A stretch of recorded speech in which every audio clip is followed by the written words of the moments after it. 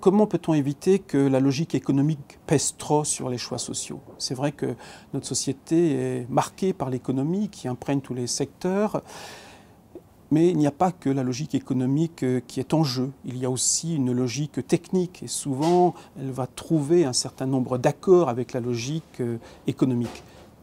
Pouvoir technologique, pouvoir économique, en général, vont s'associer et vont faire en sorte que le progrès avance.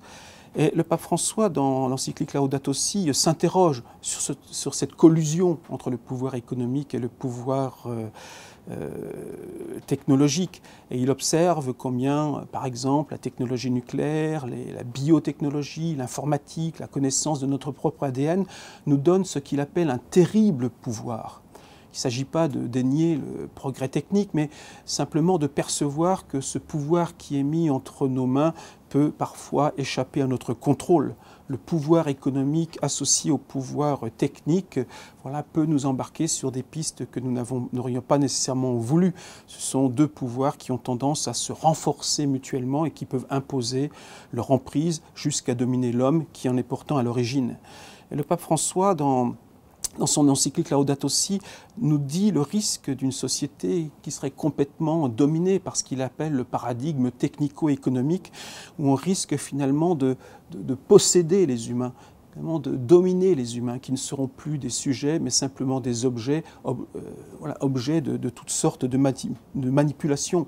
Et le risque pour l'humain, c'est finalement de perdre son statut de sujet, de personne, et de devenir un objet simplement manipulable et jetable lorsqu'il ne sert plus. Je cite le pape François, en général, on justifie le dépassement de toutes les limites quand on fait des expérimentations sur les embryons humains vivants, au risque d'oublier la valeur inaliénable de l'être humain.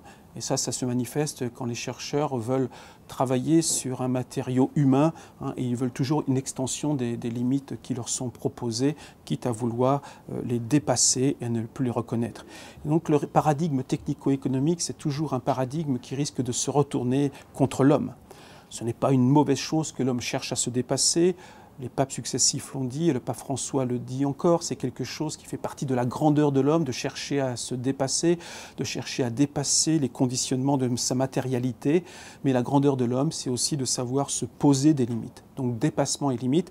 Et sûrement qu'un des enjeux aujourd'hui de ces débats de bioéthique, c'est de se poser les limites, de se dire que tout n'est pas possible, qu'il est bon que nous nous posions un certain nombre de limites dans les découvertes, dans l'application des découvertes.